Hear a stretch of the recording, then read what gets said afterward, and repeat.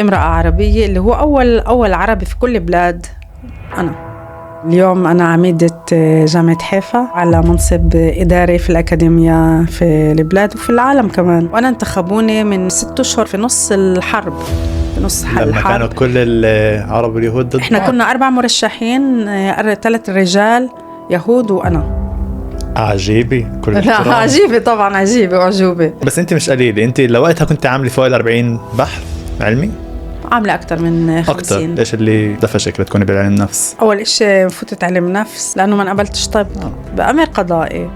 جامعة حيفا غير مسؤولة عن انتخابات رابطة الطلاب. بس الحقيقة اللي منشوفها، اللي إحنا منشوفها مش الحقيقة اللي بيشوفوها الناس. مثل اليوم مثلا في هجوم ضدي على منع مظاهرة. كيف وصلت لهون؟ كيف وصلت إنه وحدة مثلي بدها تلتقي مع البابا فرانسيس؟ فيش تناقض بين العلم وبين الدين. بالعكس أنا بحكي إنه دايما إنه العلم مثل الدين لازم اثنيناتهم اللي هن يوحدوا البشرية. كيف وصلتي للقرار إنه ترشحي حالك؟ أهلين يا جماعة، رجعنا لكم اليوم بحلقة مع بروفيسور منى مروان اللي هي عميدة جامعة حيفا. شكرا. اللي هي أعلى وظيفة أكاديمية إدارية. بدنا نحكي اليوم إنه هي شخص كتير شاذ. بنفع أحكي هالشغلة؟ طبعا كتير شاذ، لأن امرأة عربية مسيحية اللي ماخدي أعلى مرتبة على الجامعة بدولة اللي هي تعتبر حالها يهودية ومش بتحاول قد ما ممكن يعني تكبت المسيحية عرب. بس خلينا نقول إنه في وضع سياسي اللي هو جدا معقد يعني بالأخص في الوقت الحالي. فبدي أشوف شو في بالراس اللي عندها اليوم. بدي شوي أكتب وأنتوا تكتسبوا معي من معرفها العميقة. هي بديت بوظيفتها كبسيكولوجية، معالجة نفسية. عملت أبحاث الدنيا فوق 40 بحث، وراح نسأل هاي الشغلة. وكمان ملتزمة بكنيسة مار شربل بعسفيا. فبحس أنا ماخدي كل الدائرة الكاملة وعم بتعطي كلها صح للعالم وللحياة الأبدية مع المسيح. فكمان رح نحكي على الدين شوي، شوف قديش شوي، وكمان على عالمنا بالحياة الأكاديمية بالحياة الأكاديمية. أوكي، تحبي تعرفي عن حالك شوي؟ اسمي منى مارون من عسفيا. اليوم أنا عميدة جامعة حيفا، مثل ما أنت حكيت أكبر وأعلى منصب إداري في الأكاديمية في البلاد وفي العالم كمان. يعني مسؤولة عن كل الأمور الأكاديمية ابتداء من الطلاب للمحاضرين للبرامج التعليمية وكل ما يدور في الحرم الجامعي. بجنن، بشرفني انك اجيتي. شكرا كتير. مش مفهوم ضمنا ابدا. على فكره كتير بحب اعرف على كيف وصلت لمنى، بروفيسور منى. بس نحكي هسه منى باختصار. انا حكيت معها تليفون اول مره، اخذت نمرتها من حدا اللي بيعرف حدا. الحدا هذا طلع ابن عمها. البني ادم كتير مشغولة وانا فاهم هالشغله. فحكينا شوي واعطيتها صفحه، أعطيتك صفحة بس إنه مرق أسبوع ولا حدا هون. حاولت أتصل أبعت رسائل ولا حدا هون. ما أخذتش الاشياء إنه كإهانة، ما أخذتش كإنه خلاص جيم أوفر. مسكت حالي وطلعت عندها الجامعة بدون ما أبعت ولا إشي، بدون ما أسأل. ومش جد بعرف وين هي، وين تشتغل، وأي مكتب، أي إشي. وصلت لغاد وفتت بالسيارة، زبطت معي بشي طريقة مع إنه ما كانت معي تصريح، بس مشيت. وطول الطريق على فكرة من الصبح وأنا أصلي إنه الإشي يزبط. وصلت لغاد، حكيت مجرد مع صبيتين اللي لقيت معي بالشارع، قالوا لي وين انت بتكوني طوالي. قلت لهم اوكي بدي اطلع عندها. قالوا لي لا بنفعش، هي بريكتور بنفعش روح عندها هيك مره واحده بدون ما تحكي معها من قبل. يعني كمان شو المجنون. قلت لهم انا بعمل مقابلات. تمام فهموا. مشيت، بس قررت بالاول ازور اصحابي غاد في رازي زيدان. كمان مره عملت معه مقابله، هو دكتور بعلم غاد. فرحت زرته، قعدت معه شوي. بعرفش ليش عملت هاي الشغله، بس كنت عم بمشي مع نبضات قلبي. فرحت بعدين مشيت مع كمان كم شخص بالجامعة اللي بديوا يساعدوني أوصل لعندك، لأنه مش جد بعرف وين الريكتور. أوكي قالوا لي طب 28، بس وين كيف بوصل من هناك لهناك؟ كتير ضاعت بالخريطة. فعلى الطريق كمان سألوني إنه لوين رايح. قلت لهم، قالوا لا بنفعش تروح عندها، بنفعش هيك مرة واحدة. بس برضو ساعدوني وهن بالشغل وغد. افهم كيف الاشي بالضبط مشي، بعرفش، بس نشكر الله. وصلت للنقطه، طلعت لفوق، فتحت الباب ولا لقيتك وجه قبالي واقفه. وهاي الشغله اللي بتصيرش كيف ما انت قلتي لي، انه لقيتك واقفه مش عم تعملي شيء بس عم تتخرفي. فناديتك وحكينا وطلبت 5 دقائق، قلت لي معك دقيقتين، ففتحت التليفون سجلت واخذت 5 دقائق. شكرا. صح. حكينا وما رجعناش، حكينا بعدين لفتره طويله. بس اللي فاجأني لما قعدنا انه انت كنتي انه مسؤولة. انا كنت رايح على اساس انه انت بروفيسور. صح. ما بحثتش عنك اشي، بس كنت عارف انه انت شخص بدلتي معه. ليه؟ ما كنتش عارف بس عارف انه هالشي لازم يصير. صح. وحي من الله، بعرفش. اوكي. انا بتذكر كمان ممكن احكي لما اجيت وقعدت معي، بالفعل كانت يمكن أول مرة إنه حدا بيقدر يمسكني إنه مش عم بشتغل إشي أو مش في مقابلة أو مش في اجتماع. فكانت إنه طلعت من المكتب تبعي تحكي مع السكرتيرة تبعتي، ولا أنت هيك بوجهي. فقعدنا وفتنا حكينا، وهناك وقتها تفاجأت إنك أنت بتعرفش إشي عني، مين أنا وجاي لعندي هيك. بس اللي بدي أحكيه إنه من بعد يمكن جمعة المواد اللي انت بعت لي اياها، اللي قلت لي بدك هي المواد، كنت عامل عن جد بحث جدا جدا شامل ومعمق وعميق. فبشكرك عليها، لانه كمان هذا بدل انه مرات كتير في احنا شغلات ما كنتش عارفينها منفوت عليها من غير معرفة مسبقة، ولكن بعدين بتخلينا نغوص في الأكتر في التفاصيل وفي الشغلات اللي هي جدا مهمة. فأنا بشكرك عليها، يعني إنه بالفعل هاي مثال إنه ممكن يجي هيك تبولا راسة زي ما بقوله، ولكن بعدين ممكن نعبيه. وبالتفاهم بالتقبل كله بزبط. طبعا. وشكرا إنك تقبلتيني. ليش مشي من غاد وعملت البحث. على فكرة أنت شفتيها بالإيميل ولا بالواتساب الأسئلة؟ بعتت بكل المصادر اللي كانت عندي. ما بعرف، بتخيل بالواتساب. بالواتساب أوكي. على الإيميل بعتها كمان بطريقة مختلفة. أوكي منيح. كملت أروح معها على الكنيسة كل فترة، كل 22 شهر بمارمرون بعسفيا، بكنيسة مارشربل. آسف، بكنيسة مارشربل بعسفيا بيعملوا قداس كتير كبير وكتير حلو. فصرت أروح لغاد كمان عشان أشوفها وكمان عشان أصلي، بتنتين بواحد، فش أحلى من هيك. واخيرا اشي زبط وانتي هون، وانا كتير متحمس. وهسه بدنا عن جد نتعمق نشوف مين منى مارون، شو عاملي وشو اهدافها وشو تحدياتها وتحدياتك. فاول اشي بحب من البداية، انتي اليوم عميدة جامعة بس بديتي من المدرسة لتروحي على الجامعة. كتير بحيرني ليش نقيتي تفوت على علم نفس، ايش اللي دفشك لتكوني بالعلم نفس؟ اول اشي فتت علم نفس لأنه ما قبلتش طب. كان بدي مثل كل الأولاد، وقت ما أنا كنا كلنا نحلم إن نكون أطباء أو دكاترة، لأنه مهنة الطب هي مهنة جدا جدا إنسانية، وكأولاد اللي ربينا على حس المسؤولية. فإحنا كمان بدنا نساعد الناس. وشو أفضل من إنك تساعد الناس عن طريق إنك تأمن لهن الصحة وتعالج أمراضهن.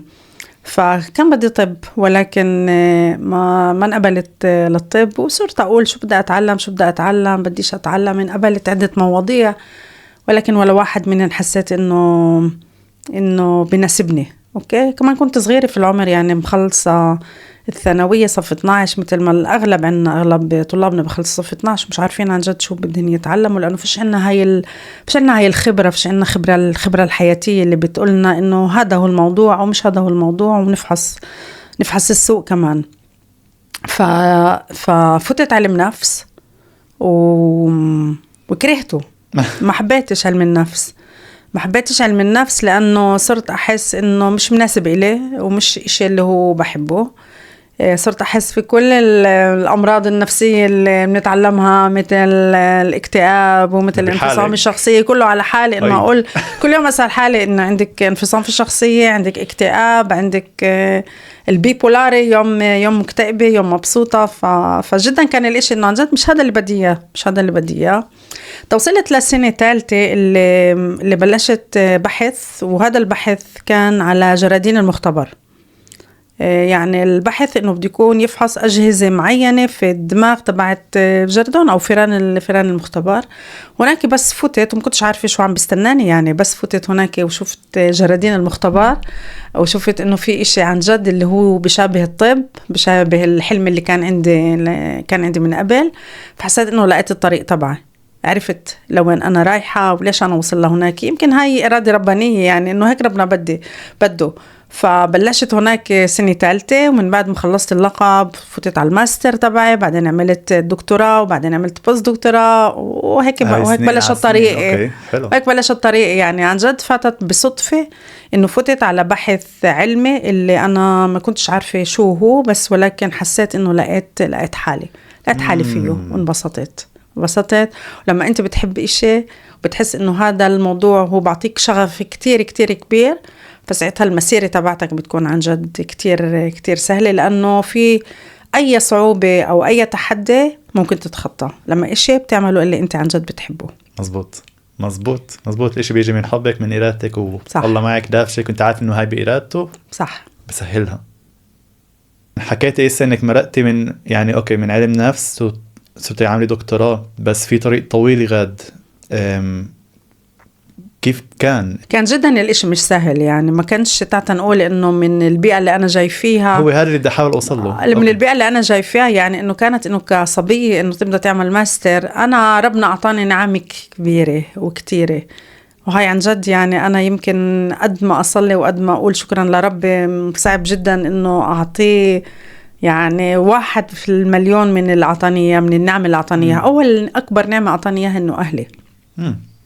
ليش أهلي وعائلتي؟ لأنه أهلي هالناس اللي أبوي وأمي، هالناس الله يطول في عمرهم، هالناس اللي عن جد بسطاء. أهلي ما خلصوش صف رابع، ولكن كان عندهم عن جد بالفعل، ما كانش في مدارس في عسفية وقتها، وأهلي بالفعل كانوا يعرفوا ويآمنوا إنه فيش، بدناش نقولها كلمة سلاح، ولكن فيش أي ممكن يكون عنا أي قدرات، أو لا مش ممكن يكون عنا أي إشي اللي ممكن يفيدنا في الحياة إلا التعليم العالي. فلشان هيك كان أبوي من وإحنا صغار كان يصر دايما إنه تعلموا، إنه أدرسوا يعني بالوسائل المادية اللي كانت جدا جدا بسيطة، واللي كانت متوفرة عن جد بشكل جدا قليل. يعني أنا بذكر إنه أول كتاب جاب لي إياه هدية عيد ميلاد كان عمري 13 سنة أو 14 سنة، كانت السيرة الحياتية تبعت ماري كوري، العالمة ماري كوري. فكنت أنا كل الوقت قد ما حبيت الكتاب كل الوقت أقرأ الصبح وأقرأ في الليل، وأقرأ الصبح وأقرأ في الليل، أرجع لحد صف 12 لخلص صف 12. فهن كانت هاي أكبر نعمة، إنه كل الوقت إنه تعلموا، يابا تعلموا، يما تعلموا، إنه لازم تتعلموا، لازم تدرسوا، لازم تكملوا تعليمكم. فأعطوني هاي أول إشي، إنه دايما إنه هذا الدافع إنه لازم نتعلم. عشان هيك كان كتير عندي الدافع او اللي مسميها انه بديش انا اخليهن اخذلهن، بديش اخليهن يفكروا انه بنتي ما نجحتش. اوكي. فكل الوقت كانت عندي انه لا، لازم اهلي يكونوا ابوي وامي ضحوا كتير، لازم يكونوا فخورين في. واهلي كمان كان عندي النعمة انه ولا مرة، يمكن لانه بسبب عدم معرفتهن، يسألوني شو بدك تعملي في هذا الموضوع اللي عم تتعلميه. لأنه لو سألوني شو بدك تعملي فيه وكدك تشتغلي، يمكن كنت زمان وقفت. لأنه اللقب الأول علم نفس فيه الشغل، اللقب الثاني اللي أنا فتت فيه اللي هو الأجهزة الدماغية فيها شغل، الدكتوراه فيها الشغل، البوست دكتوراه فيها الشغل. لأنه أنا كمان سافرت على فرنسا، عملت بوست دكتوراه وقعدت تقريبا 2.5 أو 3 سنين. وأهلي سألوني إشي واحد كصبية، أول صبية بتطلع من عسفية وبتعيش خارج البلاد، سألوني رح يساعدك؟ مهم؟ قلت لهم طبعا مهم، وأنا كنتش عارف إنه شو أهميته يعني.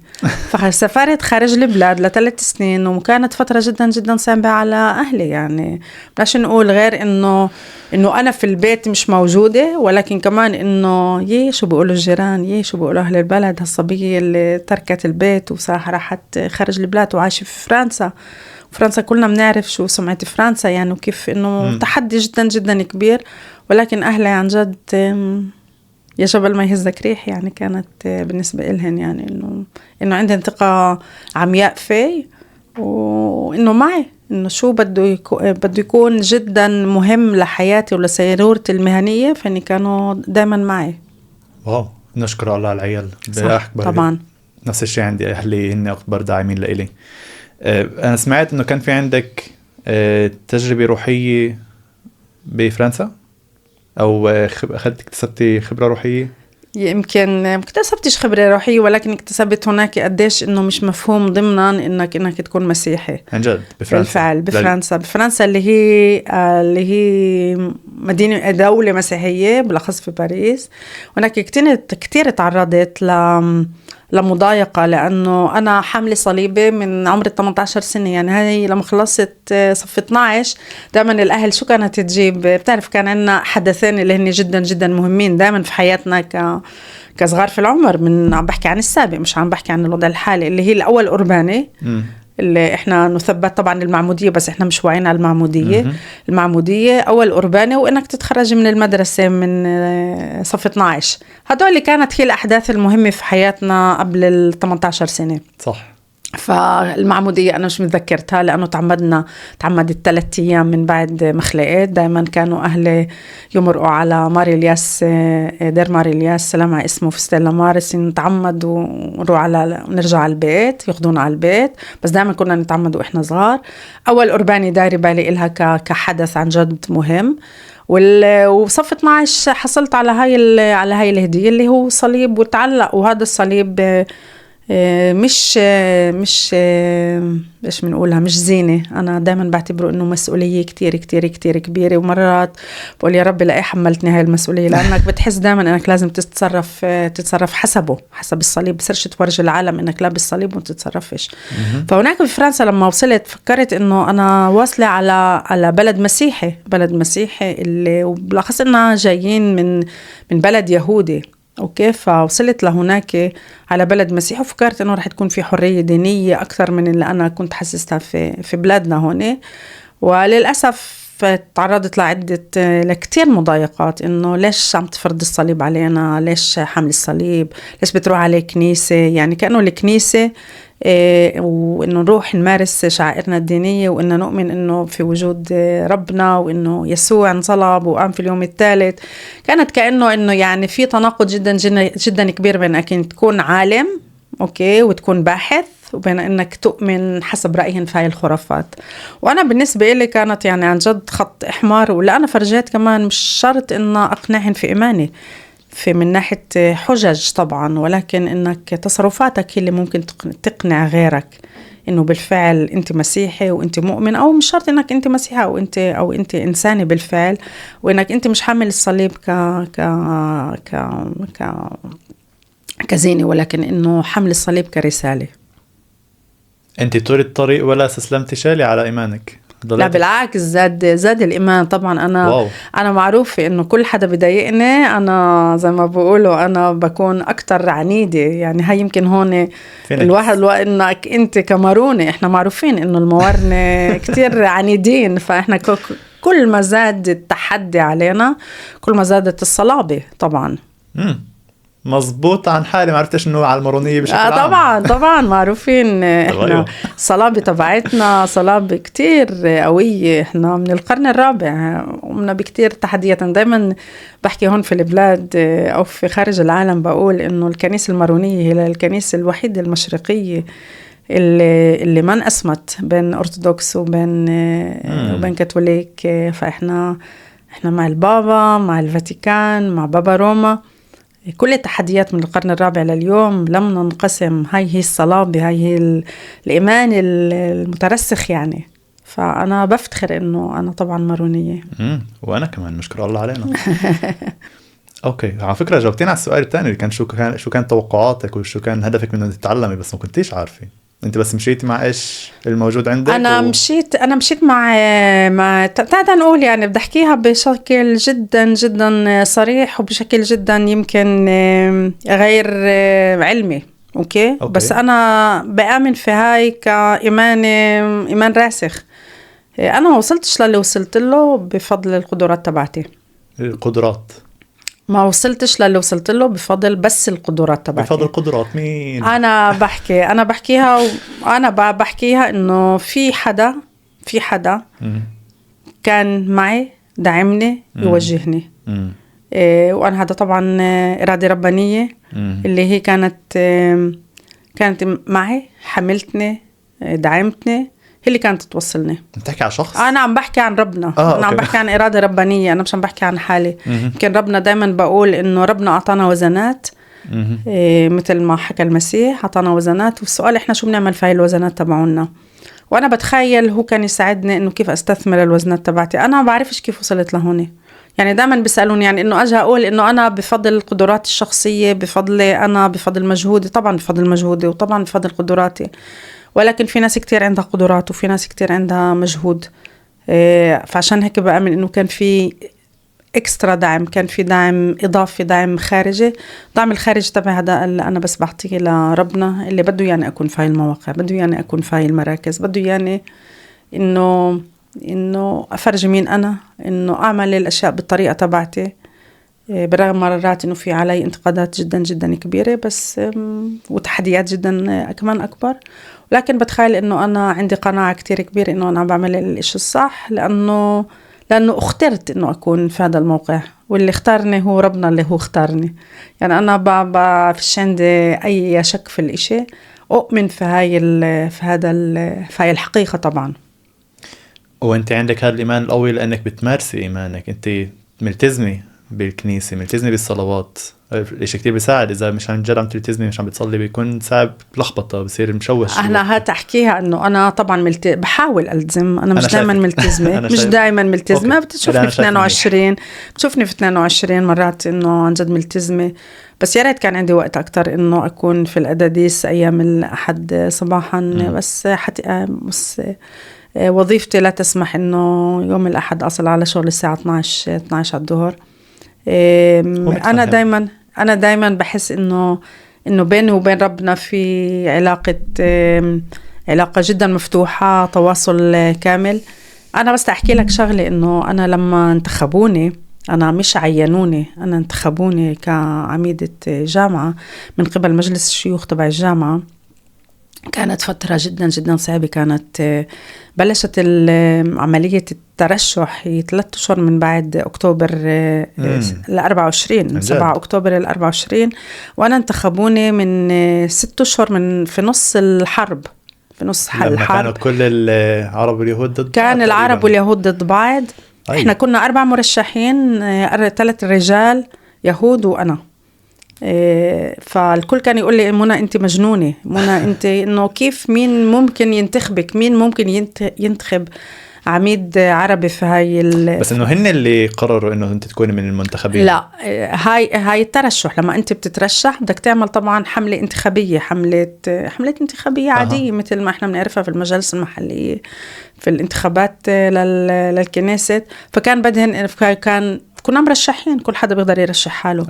أوكي. فإحنا كنا 4 مرشحين زي ما حكيت، 3 رجال يهود وأنا لحالي امرأة وعربية. أسألها قطشك بس إنه كيف وصلتي للقرار إنه ترشحي حالك؟ هل بدك تحكيه بحكي. أوكي. فإحنا كنا 4 مرشحين. بس قبل ما أحكي عن 4 مرشحين عن الترشيح، كانت فكرة. أنا كنت طبعا كنت نائبة رئيس الجامعة وديكانية كمان، هي بيسموها عميدة، بس عميدة الأبحاث والتطوير في جامعة حيفا. أنا كنت كتير مبسوطة في المنصب تبعي اللي بعطيني الفرصة إنه أدعم الأبحاث اللي موجودة في الجامعة، بما إنه أنا باحث بنفسي، أنا باحثة. كنت كتير مبسوطة، ولكن قررت إنه هيك بلحظة، يمكن مرات بسميها جنون أو طيش، إنه لا، أنا بدي كمان أتقدم، بدي كمان إنه أكون، بدل ما أروح لعند حدا وأشرح له شو أهمية الأبحاث وليش لازم عميد الجامعة يدعمني. لا، أنا بدي أكون العميدة، بديش أسأل حدا، أنا اللي بدي أكون العميدة. طبعا قرار أول إشي جنوني، لأنه في الفترة إنه 3 أشهر من بعد حرب أكتوبر، اللي إحنا كنا الجامعة كانت، مش بس الجامعة، كل بلاد، كل المنطقة جدا وضع جدا جدا صعب. كان في عن جد بين العرب وبين اليهود في عدم ثقة، في زي ما يمكن أول مرة إحنا بنحس إنه إحنا العرب لحال واليهود لحال، وفيش أي نقطة تشابك أو تواصل بيناتنا.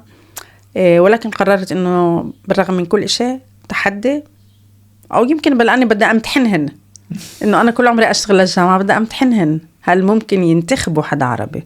فكنا زي ما حكيت كنا 4 مرشحين، أنا امرأة عربية لحالي و3 زلام يهود، 3 رجال يهود، وعملنا معركة انتخابية ل3 أشهر. 3 رجال يهود 3 رجال يهود وامرأة واحدة امرأة واحدة عربية. وعملنا معركة انتخابية اللي نحكي مع مجلس الشيوخ، مع أعضاء مجلس الشيوخ، بدك تحكيهم، بدك تقولهن إنه أنا المرشح المناسب، أنا المرشح العربية المناسبة إسا في الوضع اللي إحنا السياسي الموجودين فيه، اللي البلاد على كف عفريت، اللي العرب واليهود بيحكوش مع بعض، اللي فيه عن جد حرب بيناتين بين غزة وبين هاي عنا 7 أكتوبر وعنا اللي عم بيصير في غزة. إنه أنا منى ماروني العربية، الامرأة العربية، أنا اللي مفروض تنتخبوني. بس بتذكر إنه لما رحت على جلسة الانتخاب في المكتب تبعي في كيس بخور مار شربل، فأخذت حبة بخور وبلعتها وقلت له يا رب لتكن مشيئتك، إذا أنت بدك إياني إن أكون في هاي الوظيفة فاعمل إنك تنتخبني. إذا أنت بتحس إنه أنا مش راح أخون الوظيفة وأخون رسالتي الإنسانية والمسيحية ومش راح أعرف أقود الجامعة وأفضل إنه ما أكون في هاي الوظيفة، فانتخب غيري. وانتخبوني. ففيش عندي شو أقول، يعني إنه بالفعل نصر لمجلس الشيوخ تبع الجامعة وللأجندة تبع جامعة حيفا نختاره في هاي الوقت جدا جدا عصيب امرأة عربية، اللي هو أول عربي في كل بلاد. أنا عجيبة لا عجيبة طبعا، عجيبة وعجوبة. بعرف إنه كان في كتير خراريف وكتير حكي اللي صار وقتها، بس في براسك نقطتين فكرتين اللي أعطيتيهن إياها اللي حسيت إنه كانت هاي هي اللي قلبت لين فكرهن اللي قالوا معقول معها حق، هي بتستحق. تعرف في هيك اشياء اللي طلع انا مش بس انا اول عربي في هذا المنصب في جامعة حيفا. اذا احنا بنطلع على جامعة حيفا احنا بنشوف انه دايما عميد الجامعة كان جاي او من كلية الاداب او من كلية العلوم الاجتماعية او من كلية الاداب او من كلية العلوم الاجتماعية اللي بسموها هيومانيتيز وسوشيال ساينسز. كمان اعجوبة انه انا كمان انجاز انه اول ريكتور بيجي من العلوم الطبيعية وهو كمان انا. يمكن الجامعة كانت حاضرة، يمكن الجامعة بالرغم من كل التخوفات بالرغم من كل التحديات كانت جاهزة انه يكون في واحد عربي.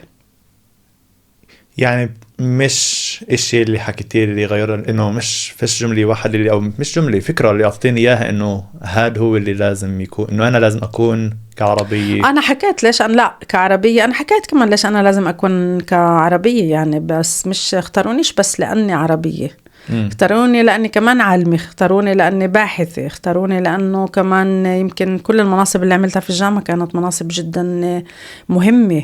انا دايما بقول انه احنا الوظيفة تبعتنا لما بناخد منصب في الجامعة او مش مهم في الجامعة او في اي لجنة خارجية اللي بيختارونا او بعينونا، احنا مش مفروض انه احنا نقعد عليها وندفي الكرسي. لازم نكون قد المسؤولية، لازم نكون قد المنصب، لازم نكون قد المسؤولية اللي أعطونا إياها. فيمكن الكل بيعرف إنه أنا ولا منصب أخذته ولا لجنة أخذتها كنت فيها إلا عن جد واشتغلت من قلبي على أساس إنه أقدمها. ودائما كنت أقول اللجنة اللي بحس حالي إنه أنا مش فعالة فيها إنه لازم أطلع منها وأعطي المحل لحدا غير اللي يجي ممكن يعطي أكتر مني. يمكن أعجوبة، ما بعرف. تعالوا التنتين مع بعض. أنت صح. بس أنت مش قليلة، أنت لوقتها كنت عاملة فوق 40 بحث علمي، عاملة أكتر من 50 بحث. 50 الرقم مش 40. هات بنط لهاي الشغلة إذا ممكن. أنت من 50 بحث هدول أوكي، أولا واحد منهن بعرف إنه بتدخل بأمور الخوف، مزبوط. كنت تبحثي على الفيران كيف ينفع تلغي شعور الخوف بمخ شالي عن طريق إنه تقيموا إشي بالأميجدلا أو تغيروا إشي بالأميجدلا. طبعا طلع الخوف. شو الإشي اللي هو بيميز الخوف طلع إحنا إذا أي إشي بدنا نتعلمه باخد عن جد وقت كتير نتعلمه. يعني تعال نتخيل إنه ولد بده يتعلم جدول الضرب. أولاد بتاخد السنة يمكن تتعلم إنه 2 ضرب 2 هن 4 أو أي معادلة كيميائية بتتعلمها كتير باخد وقت، أو أي حتى إنه باريس عاصمة فرنسا بتاخد وقت، بدنا نعيدها وبدنا نكررها تنقدر بالفعل نتعلمها.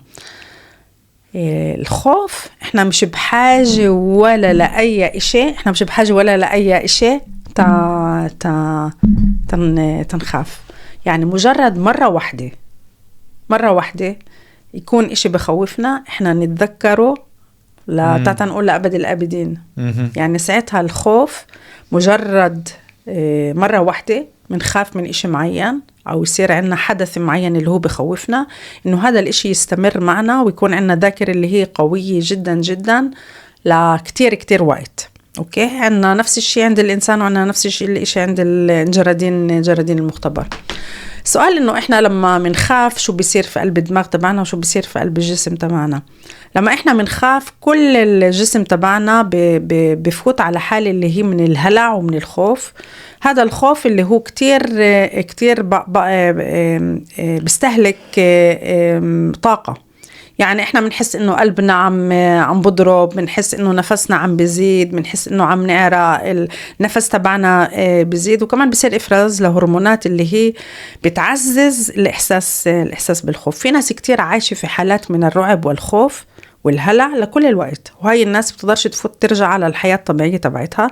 إذا بنحكي على 7 أكتوبر، إذا بنحكي على الحرب اللي بتصير، إذا بنحكي على 11 سبتمبر اللي صار في أمريكا، في ناس كتير مش شرط إنك تكون أنت في قلب الحدث، مجرد أنت تشوف الإشي عن طريق التلفزيون ممكن أنت كمان تعمل اللي بسموها ما بعد الصدمة. أوكي، ما بعد الصدمة. السؤال هون إنه إحنا كيف بنقدر مش نلغي الخوف، كيف إحنا بنقدر إنه نخلي الخوف ينزل واللي ما يقعدش يأثر بطريقة سلبية على الناس. أوكي، فإحنا عم نعرف إنه شو الأجهزة الدماغية اللي هي بتزيد الخوف، شو الأجهزة الدماغية اللي هي بتنزل الخوف، وإحنا إسا بدنا نعمل التلاعب بين هدول الجزئين، اللي واحد بيعزز الخوف والتاني اللي هو بيقلل الخوف، ونشوف كيف إحنا بنقدر نعالج الخوف ونمنع حدوث التراوما.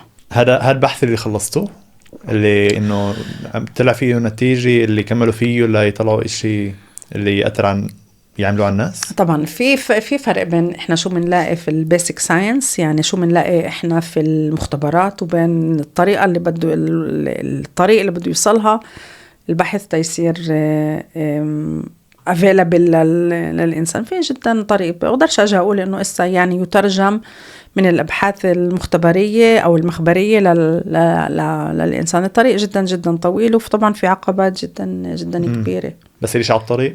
لا أقدرش أقول إنه على الطريق، لأنه إحنا البحث اللي لقيناه واللي فرجينا إنه إحنا لما منفوت في عنا يعني بنمرق عن طريق الدماغ، بننزل لتحت ومنفوت على جزء الدماغ اللي هو بيتحكم في الخوف تبعنا. هذا الاشي جدا صعب انه نعمله في البني ادمين.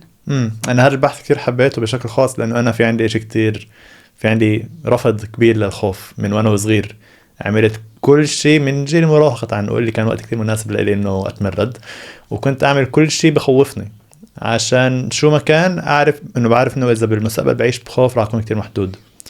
فاليوم كل شيء عندي ياتو اللي بعمله انه اجي لعندك، من رغم انه الكل بيقول ما ينفعش اطلع لعنده. مثلا مثال بسيط كان لانه ما كانش في عندي ولا اي نتفه خوف براسي انه ماكسيموم بيطروني من الجامعه.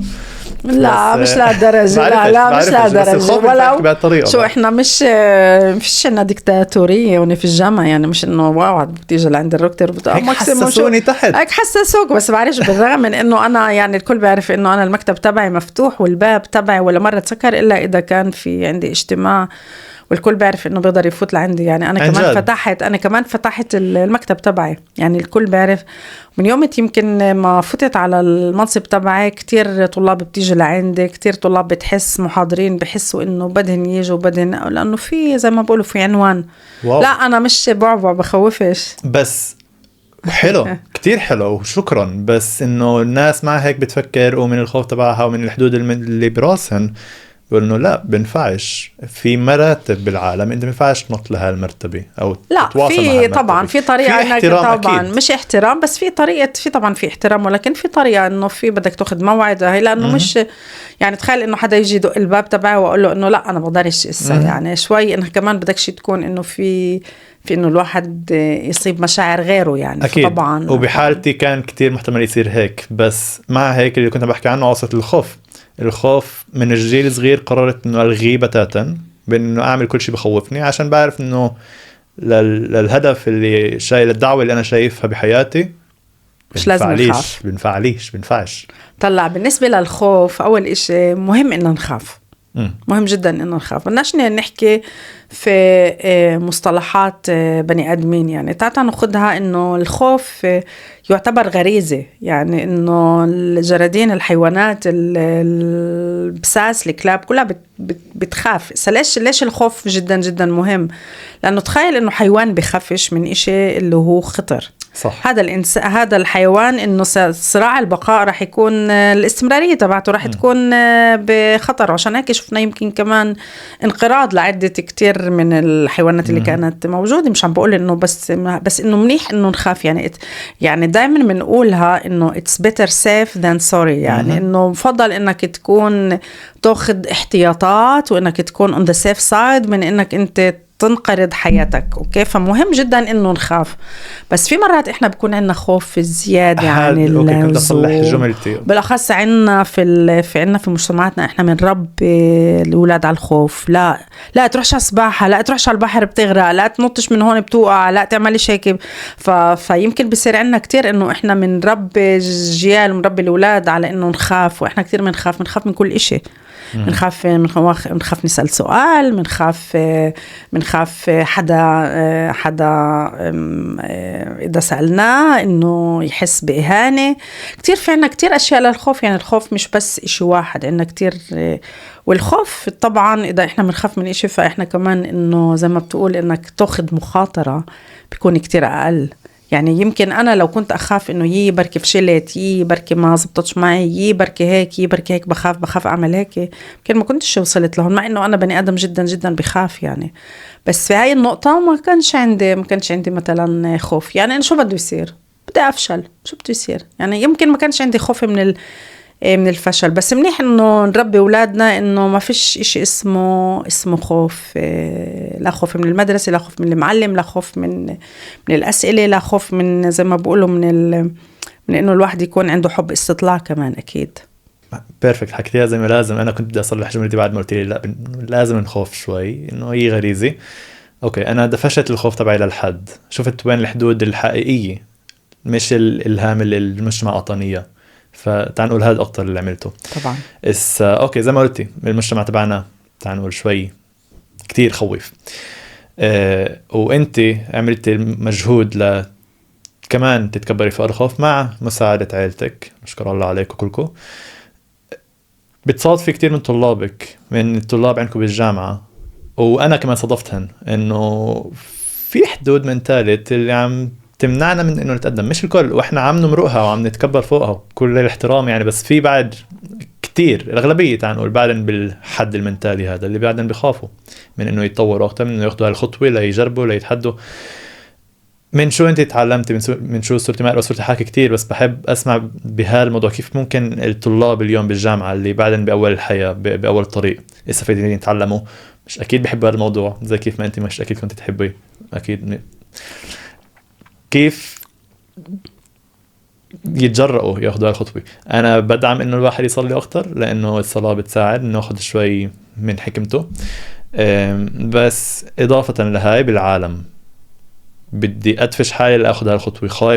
خايف إنه أفشل. أوكي، فشلت، الناس حكت، بسادر حكت، زي الناس تحكي دائما تحكي شو ما كان، حتى إذا نجحتي بتحكي وأنت شايف هاي الشغلة كلنا شايفين. بدي أسمع منك شو بتقترحي عليهن يعملوا الطلاب. طلع أنا أول إشي الطالب العربي لما بوصل، خلينا نفهم زي ما بسميها الكونتكست. لما الطالب العربي بوصل وبده يختار بالنسبة لشو بده يتعلم في الجامعة، هو بيختار بيعمل القرار وهو عمره 17 سنة ونص أو 18 سنة. هو بالفعل جدا إنه بخلص صف 12 وفي عنا ضغط من الأهل إنه يلا بدك تروح تتعلم، وشو بدك تتعلم، وابن عمك وجارك وابن الجيران، وهاي بصير عنا هذا كتير جدا جدا الضغط. وفي عنا إنه لا، يا بدك تروح طيب، يا بدك تروح محاماة، يا بدك تروح على هاي شو اسمه الحمد لله نشكر الله إنه فتحت مجال الهايتك والحوسبة قدام الطلاب العرب. أنا بحس إنه لازم نبلش بعمر جدا جدا صغير أصغر، إنه نحضر الطالب العربي إنه يعرف شو يختار. وبعدنا للأسف بالرغم من إنه في برامج اللي هي من الدول من مجلس التعليم العالي اللي بتفوت على المدارس وبتحاول إنه عن جد تفرج الطالب العربي إنه في عندك إمكانيات عن جد كتيرة، في عندك إمكانيات كتيرة، مش بس أو تكون محامي أو تكون دكتور، ولكن عنا الهندسة، عنا البيولوجيا، عنا الفيزياء، عنا الرياضيات، عنا كتير مواضيع اللي ممكن تفوت فيها وكمان تكون جدا جدا ناجح فيها. بالنسبة إلي شخصيا أنا دايما إحنا عملنا مؤسسة اللي اسمها جمعية المرام أو جمعية المرام، مش مؤسسة ولكن جمعية المرام. إن إحنا مجموعة من بروفيسورية عرب اللي جايين من مواضيع الهندسة والعلوم، اللي عن جد كل عملنا جدا محاضرات وطبعا كلها تطوع ومجانا. كنا نفوت نيجي على المدارس ونحكي عن الخبرة تبعتنا. يعني لما أنا بحكي على الخبرة تبعتي بقولن إنه طلعوا أنا لوين وصلت، لأنه فتت علم نفس وغيرت ورحت على المجال اللي ما كانش حدا فيه عرب، اللي هي العلم النفس البيولوجي. فوتوا على هاي خدوا مجالات تانية، افتحوا الأفاق تبعتكم، فوتوا على مجالات اللي هي مش بس اللي هي المعروفة في المجتمع العربي. فالطالب العربي جدا مهم إنه يعرف إنه شو هي اليوم المواضيع اللي موجودة في سوق العمل، شو سوق العمل بتطلب، لأنه إحنا آخر إشي بدنا إياه إنه الطالب العربي يخلص اللقب الأولاني تبعه ما يلاقيش ولا ينخرط في سوق العمل لأنه في الشغل أو لأنه في كتير في الموضوع تبعه. فالطالب العربي مفضل إنه يعرف شو بده ويكون أكيد من شو بده. إذا بتاخد معاه سنة زيادة تيقرر فياخد السنة هاي، يكتسب مهارات حياتية، يعزز اللغة العبرية تبعته، يعزز اللغة الإنجليزية تبعته، وبعدين يفوت على الجامعة. وإذا قرر إنه سنة أولى مش عجبته من الموضوع مش عجبه، يكون عنده هاي القوة النفسية وعدم الخوف إنه يقول إنه رح أغير، مش هذا هو الموضوع اللي بدي إياه. كتير حلو. وانت عم تحكي ذكرتي انه كنت تروح على المدارس، وفي اليوم جمعيات اللي بيروحوا على المدارس وبيعرفوهن على المواضيع الموجودة. انا شوي ايرونيك، بس انه انا من جيل صغير عرفت انه يمكن الجامعة مش المحل اللي راح يضمني وراح يساعدني. من وانا بالمدرسة، وبتذكر وقتها اجوا عنا وقعدت قبال صبية اللي بدي تسألني اوكي شو بتحب تعمل وهيك. كنت وقتها انسان كتير نشيط وكتير رياضي وكتير بحب انطنط واتشقبع. قلت له هاي الاشياء بحب. عملت هيك شوي، شفت بالموقع اللي كانت فيه، قلت له اوكي انت بدك تكون معلم رياضه بالمدرسه.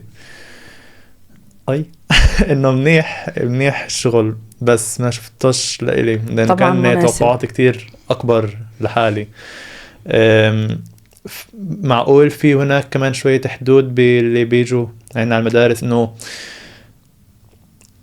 اوكي بدي اسالك شو رايك باللي بيكملوا الشغل وبيكملوا الحياه بدون ما يروحوا على الجامعه؟ لانه انت جاي من محل اكاديمي كتير اكاديمي، بس انا من جيل صغير عرفت انه يمكن الاكاديميه مش لإلي، وتقريبا صدقت. اليوم عم بشوف مواضيع ممكن تعجبني بالجامعه، بس وصلت لو انا وصلت غير البودكاست. في عندي الشركه تبعتي اللي بنساعد ناس اللي عندها كلاب اللي حياتهم توقعتش نهار اللي اعمله، بس هذا اللي اجى على حياتي وتعمقت فيه كتير. واليوم احنا فريق كبير بحيفا وعم بيكبر وانا المدير تبعه وانا المسوق والمنتج وتعلمت كتير اشياء من حالي بدون الجامعة، من بحث شخصي ومن مجهود شخصي ومن انه اروح واكتسب خبرة. طبعا كيف وصلت لهون؟ طبعا انا فهمت، لانه مرات انه مش التعليم الاكاديمي هو التعليم اللي ممكن يودي لسيرورة علمية او عملية اللي هي مش شرط. أنا معك يعني أنا بقول اليوم إذا بنطلع إنه إحنا بحاجة لجدا مهن كتيرة في مجتمعنا، في المجتمع مش شرط بس المجتمع العربي، ولكن المجتمع داخل البلاد. مش شرط إنه يكون في عندك إنه لازم تفوت على الجامعة. وين بيجي إنه شرط إنه لازم تفوت على الجامعة، أو مش شرط، أو مفضل إنك ومحبذ إنك تفوت على الجامعة؟ لما بنطلع على المجتمع العربي هو مجتمع فقير، مجتمع اللي هو أقلية في دولة اللي هي قوية جدا. لما أنت بتطلع على الأقليات وبتشوف إنه هاي الأقلية هي أقلية ضعيفة ماديا اجتماعيا واقتصاديا، أنت إنك تلاقي 2-3 منهن اللي يقدروا يعملوا سيرورة اللي هي مش أكاديمية واللي هي ترفعهن، هذا إشي اللي هو الشاذ، هو الإشي اللي هو زي ما بسموه إنه مش هو الإشي العام. علشان هيك أنت بتحفز إنه الطلاب هدول إنه يفوتوا على الجامعات، لأنه معروف اليوم إنه الجامعة هي اللي بتعطي الإمكانية والفرصة، تساوي الفرص، إنه هالعربي يكون عنده إمكانية إنه يفوت على شركة ويحسن وضعه الاجتماعي ووضعه الاقتصادي. ولكن مش شرط إنه الكل لازم يفوت على الجامعات. إحنا بحاجة للي بدها تعمل مكياج، إحنا بحاجة للي بدها تعمل شعر، إحنا بحاجة للحلاقين، إحنا بحاجة للصبايا اللي بتعمل أظافر، واليوم المعاش تبعها جدا جدا. أنت مهم إنك تكون شاطر في المهنة تبعتك، وشاطر إنك تكون عن جد بالفعل تحس إنه هذا الإشي اللي أنت بدك إياه، يعني تحقق أحلامك. ممكن تحقيق الأحلام يكون عن طريق الجامعة أو التعليم الأكاديمي، ممكن يعطيك هالإطار وهالفرصة إنك تحقق حلمك، أوكي. ويمكن يكون تحقيق حلمك في إشي تاني اللي هو خارج الجامعة وخارج إطار الجامعة. خلينا ما ننساش اليوم الثورة اللي عم تعملها الذكاء الاصطناعي. في كتير أشياء اللي إحنا اليوم يمكن بعد كم سنة أو يمكن بعد سنة إحنا ما كنتش بحاجة إلها، مش بحاجة لتعليم جامعي. بس خلينا نفهم الخصوصية تبعت المجتمع العربي. الخصوصية تبعت المجتمع العربي لأنه مجتمع اللي هو أضعف من المجتمع اليهودي الموجود في البلاد. علشان هيك في حاجة كتير كبيرة إنه أبناء هذا المجتمع ينخرطوا في الجامعات على أساس إنهم يقووا حالهم. كمسؤولية اليوم بالجامعة عم بتساعدي إنه كمان يكون في قوة للعرب؟ طبعا شوي. بجامعة حيفا إحنا أقلية بالعرب ولا لا؟ إحنا بجامعة حيفا كتير إشي عن جد خاص، إنه العرب تقريبا 45%، يمكن صاروا تقريبا 50%. أنا دائما بحكيها بقلب البلاد وخارج البلاد، إنه العرب اللي هي نسبة تبعتهم هي 21% من السكان في البلاد، ولكن في جامعة حيفا العرب مش أقلية واليهود مش أكثرية. فأنا بحس إنه الجامعة تبعتنا جدا جدا خاصة، وإنها عم تعمل إشي حلو، لأنه الطلاب العرب عم بيجوا وإن شاء الله يكونوا عم بيستفيدوا من التعليم تبعهم، ونشوف إن عن جد يتبوؤون أحسن المحلات وأحسن المراكز في البلاد. قبل فترة طلعت بتخيل جمعية كانت بجامعة حيفا اللي كانت عملوا تصويت ليكون في إدارة بين الطلاب للعرب. شو اسمه؟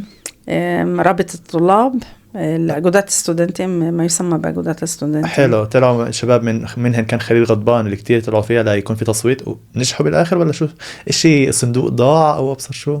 ما بعرف شو هاي، بس أنا بعرف إنه الانتخابات لرابطة الطلاب عندنا في الجامعة هي دايما حرب بتكون في الجامعة، وفي دايما تعال نقول اتهامات للجامعة لإدارة الجامعة إنه إحنا مش عم نوقف ضد ومع وهيك وعلى نزاهة الانتخابات. وانت هون موجودة بتقولي. أنا طبعا، وأنا هون بقول إنه بأمر قضائي جامعة حيفا غير مسؤولة عن انتخابات رابطة الطلاب. فيش إلنا ولا أي بس الحقيقة اللي منشوفها، اللي إحنا منشوفها مش الحقيقة اللي بيشوفوها الناس. مثل اليوم مثلا في هجوم ضدي، طبعا في هجوم ضدي على منع مظاهرة لرفع صور لأولاد غزة. ففي اتهامات علي في كل وسائل الاتصال انه انت اللي عم تمنعي، انه انا اللي منعت. طبعا انا اللي منعت، ولكن احنا منعنا امر اللي هو انه مظاهره ولا يمكن تكون في قلب الجامعه بدون تصريح، بدون طلب تصريح. منطقي. وهي المجموعه ما طلبت تصريح. فبغض النظر اذا كانت رافعه صور لأولاد غزة أو كانت رافعة صور للمخطوفين أو هاي، على أساس تعمل أي فعالية في قلب الجامعة مفروض تأخذ تصريح. ولكن كتير هواي إننا نكتب بوستات ضد ريكتور عربي وضد عميدة عربية وضد الجامعة وضد إنه إحنا أنا مسيرة من قبل اليمين ولكن أنا أحافظ على أنه ما يكونش في فوضى في جامعتي، وهاي هي المسؤولية تبعتي. وما بتفرق شو بيكون المحتوى. هل المحتوى مع غزة، ضد غزة، مع الحرب، ضد الحرب؟ في نظام، وهذا النظام لازم الكل ينصاع له. فهي التحديات الموجودة. السؤال الصعب، بعرف إذا صح لي أسأله، بديش أكون بفوت ببوليتكس، بس إذا طلبوا تصريح لهاي المظاهرة باخدوها باخدوها؟ طبعا طبعا طبعا يا جماعة طبعا. كتير هو نحط الحق على كتير هوين انه ينحط الحق وتنكتب بوستات ضدي كرئيسة جامعة انه انا ضد اللي عم بدافعوا عن اولاد غزة او او مع المخطوفين لا بالعكس، احنا اساسا نحافظ على النظام في قلب الجامعة. لازم احنا نكون اكتر كاثوليك من البابا يعني. هون لازم نكون عن جد ندير بالنا على الاطر اللي هي القانونيه اللي وانا دائما حكيتها امبارح لما اجتمعت مع هدول الطلاب اللي عملوا المظاهره، اللي كانت مظاهره عن جد بالفعل ساكته وصامته، ولكن هن الهدف تبعهم كانوا يعملوا عن جد مظاهره صامته، ولكن طلاب تانيين اللي عندهم توجهات مختلفة صاروا يهاجموهن. فصار إنه عادة لما حدا بطلب تصريح بده يكون في عنا كمان الأمن تبع الجامعة بحافظ عليهن، ما طبعا فبيجي الأمن يتدخل وبكونش عارف شو عم بيصير. فجدا الاشي ممكن إنه يصير عنا حدث في الجامعة اللي بعدين العواقب تبعته تكون كتير كبيرة. بس اللي بشوفوه في الرأي العام طبعا مش زي اللي بشوفوه من طابق 28 وكيف إنها ممكن تدير جامعة. الطلاب هدول اللي عملوا المظاهرة كيف مش الحال معهم بالآخر؟ لا منح. كان عندي لقاء معهم امبارح.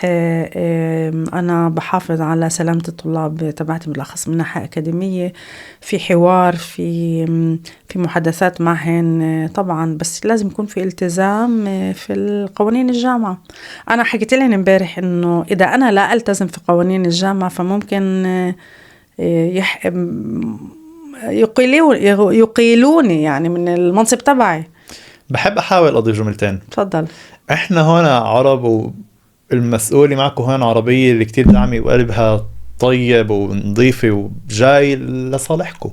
أنا من حالي لما بدي أعلنت إن روح أعمل مقابلة معك وصلتني بدي أتصل طلبات إنه يلا أنت معك نمرتها فببعت لها بدنا هيك وهي عملت هيك وغلط هيك اوكي بعت لك واحد منها. بعت لي على الصيام صح؟ اشي الصراحة امتحانات صيام ما انتبهتش انا، بس انا اول ريكتور اللي اعطى فرصة للطلاب العرب سواء كانوا مسيحيين سواء كانوا اسلام سواء كانوا دروز انه ممكن يغيبوا في الاعياد تبعتهم، لانه كان متبع من قبل انه الطالب العربي ما في 3 ايام ممكن ياخذ. كان بدن اكتر ايام واخذوا الاكتر ايام. يعني اليوم كان في طلب في امر لكل الجامعه انه الطالب العربي المسيحي اللي بيقول انه انا بدي اغيب عن يوم عيد الفصح طبعا لا القيامه، عيد القيامه غير معتبر في الرزنامه الجامعيه. اذا بده يغيب يوم الاحد القيامه واثنين القيامه ممنوع يتحاسب، ممنوع يعتبر انه غاب عنهن. ليش؟ لانه حكيت بشكل جدا جدا واضح، اذا ريكتور الجامعه بتجيش يوم احد القيامه ويوم اثنين القيامه فيحق لكل طالب مسيحي انه ما يجيش. نفس الشيء بالنسبه لعيد النبي سيدنا النبي شعيب، ونفس الشيء بالنسبه لعيد الفطر وبعيد عيد الاضحيه. يحق لطلاب الاسلام والدروز انه يعيدوا عيدهن مثل ما يحق للطلاب اليهود انه يعيدوا والجامعه تكون مسكره. اكيد احنا مش نسكرش الجامعه وبنسمح لباقي الطلاب والتعليم يصير، لانه في عنا قوانين واجب علينا أنه نتبعهن من قبل مجلس التعليم العالي، ولكن الطالب العربي اليوم بحقله يأخذ وما يجيش على الجامعة. حلو. فبتكملي على نقطة وتقوي النقطة إنه بروفيسور منى مارون جاي لصالحكم مش بس في الأعياد. يعني إنه أنا أول قرار اتخذته لاستيعاب محاضر كانت محاضرة عربية، وأنا على أساس إنه نعلي نسبة العرب. بس أنا مش جاي أروج شو أنا بعمل، وأنا زي ما حكيتها أنا يا جبل ما يهزك ريح. أنا بالعكس زي ما حكيت عندي صلابة وعندي مناعة نفسية، وأنا لما أخطئ بقول أعترف بخطئي. وأنا أخطأت مرة واحدة بقصة ما يتعلق بالهاي، مش مهم، أخطأت مرة واحدة لا طبعا لما دعمت ومضيت على مكتوب اللي يستنكر اللي صار في المشجعين الإسرائيليين في أمستردام الفوتبول بسبب إنه أنا ضد المقاطعة الأكاديمية، وكان لازم إنه أربطها مع المقاطعة الأكاديمية وما ارتبطت في المقاطعة الأكاديمية. أنا أعترف أخطأت هاي. وبعرات بقول دايما إنه خطأ الشاطر في غلطة الشاطر مليون غلطة، فصارت خطأ، ولكن الواقعة اللي صارت امبارح واليوم بالنسبة لحظر الفعاليات لمنظمين لهاي المظاهرة اللي عملوها في قلب الجامعة هي محافظة على أمن الجامعة، على أمن الطلاب، وأنا طبعا واقفة مع القرار. والطلاب العرب بتأمل إنه يفهموا إنه في ريكتور عربي لدعم مسيرتنا الأكاديمية. عندنا حرية تعبير في الجامعة، يمكن مرات الطالب العربي بحسش، وكمان في الطالب اليهودي بيقول إنه كمان فيش حرية تعبير، ولكن في حرية تعبير، ولكن حرية التعبير لازم تكون طبعا ضمن القانون، ضمن النظام. في نظام. انت قويت نقطة وكملتيها وخلصتيها كمان، بس انه اللي عم بحكيه اللي خلصنا نحكيه انه هي معنا بس في نظام. انت معنا بس في نظام، وانت راح تحاولي بقدر المجهود. وانا شايف هاي الشغله انك عم تعملي باكبر مجهود محتمل، او اكتر من ايش محتمل على شخص يكون حامل هيك مسؤوليه، انه تساعدي وتعمل تاخذي الخيار الافضل للكل. بعدين أنا أول ما فتت على المنصب تبعي أول لقاء كان معي مع ممثلين الجبهات الموجودة في قلب الجامعة، وأعطيتهن دعوة مفتوحة. اللي بحس إنه في أي إشي ضده، بحس أنا إنه في إشي اللي لا يناسب السياسة تبعته، أو في عنده عتب، إنه احكوا معي، ابعتولي على رقمك؟ لا مش على رقم، على الايميل تبعي. ولو بدهم رقمي كمان باخذوا الرقم تبعي، بيطلع معروف الرقم تبعي، يبعتوا لي. لا مش الرقم، كمان الرقم والايميل ممكن يبعتوا لي. الرقم تبعي تقريبا موجود في مع كل حدا، فممكن يبعتوا لي انه منى، بروفيسور منى، بيبعتوا لي. لا حتى كمان بقولن منى بعتوا لي انه في اي مشكله هيك، انه احكوا معي. ولكن الهجوم علي طبعا هو أسهل إشي. الواحد يكتب بوستات بدون مسؤولية كمان هي أسهل إشي. بس أنا أول إشي قلبي كتير كتير كبير، وأنا بخدش زي ما قلت، بما إنه أنا بعرف إنه أنا معاي حق، فأنا بخدش ولا أي إشي بطريقة اللي هي اللي هي سيئة وإنه بتجرحني. بالعكس أنا عندي صلابة جدا جدا قوية، واليوم بالعكس بالفعل أنا مبسوطة لأنه عامل القرار اللي أخذته عامل هالقد ضجة وخليني كتبه. فيش بنقول فيش رسوم دفع على الكلمات اللي تخط على وسائل التواصل الاجتماعي. والله يوفق الجميع. بس أنا حاليا قلبي بوجعني لأنه باخدها شخصي لما أشوف حدا عم بعمل ماكسيموم المجهود الكامل ليعمل منيح بس هذا اللي بيصير بالعالم، هذا اللي بيصير في العالم، وهذا اللي بعطيني كمان القوة إنه اليوم وقفت هاي المجموعة، المرة الجاي بوقف المجموعة اللي هي بتتصرف بطريقة اللي يمكن ساعتها. يعني أنا كل يوم لما بيسألوني بقول أنا كل يوم بعرفش مين أنا. يوم أنا حماس، يوم أنا صهيونية، يوم أنا حماس، يوم أنا صهيونية. فمش عارفة مين أنا، بطلت أعرف. بس أنا عن جد بعرف مين أنا، وأنا بعرف شو القيم الأخلاقية والإنسانية والمسيحية اللي موجودة عندي. أنا بني آدم غير سياسي، وأنا أيوة. بتفرقش عندي السياسة، وأنا مش فعالة في السياسة. أنا الساحات تبعتي هي مش الساحات السياسية، أنا الساحة المعركة تبعتي هي الأكاديمية. وأنا اللي عملته للمجتمع العربي وللطلاب العرب مش بحاجة ولا لأي حدا يعطيني شهادة، كل العالم بتعرف. فاللي بده يعيرني على موقف سياسي إنه أحافظ على النظام، حرية تعبير موجودة صح. في كل محل. أنا عندي حرية. قناعة كيف عم بقدم المجتمع العربي. شكرا الله عليك منى. كتير مبسوط. كل هدفي من بداية نقطة الخوف كانت إنه أحاول أحكي يعني هيك كيف يبطلوا خايفين. إحنا بدينا هيك وصلنا لهون. يمكن القصص تبعتنا لحالها بتحكي إنه كيف يبطلوا خايفين، لأنه فيش جد فورميولا على كيف. في فورميولا على كيف الواحد ما يخافش بس عليك تأخذ الخطوة، تقوي نفسك وتصلي وتمشي وتسعى وتتعلم على الطريق. ينفع تتعلم من قبل، بس في شيء أتعلم على الطريق، بس إنه مجبور تعمل هذا المجهود. هاي بالنسبة لنقطة الخوف. خلينا نتذكر بالنسبة لنقطة الخوف، إذا مش غلطان، أول إشي خلينا نتذكر قداسة البابا يوحنا بولس الثاني اللي دايما كان يقول لا تخافوا. لا تخافوا. هاي أكتر جملة مكتوبة بالإنجيل. بالضبط، أكتر جملة مكتوبة في الإنجيل، وبتخيل إنها ظاهرة 356 مرة في الإنجيل، فوق 300. لا تخافوا. وإحنا كمان عندنا في القداس الماروني يوم عيد مرمرون، لا تخاف لا تخاف أيها القطيع الصغير. يعني شو معناها؟ معناها إحنا هالقد هالقطيع الموارنة في العالم هن قطيع جدا جدا صغير، ولكن عم بقولنا لا تخاف لا تخاف لأنه أنا معكم. فالخوف صح، سنة الخوف إنه إحنا لا نخاف لأنه ربنا معنا، لأنه كل القديسين معنا والكنيسة قوية. ولكن طبعا في مرات الخوف الإنسان اللي هو عادي طبيعي جدا. ولكن مبدئيا لازم لا تخافوا. لا تخافوا.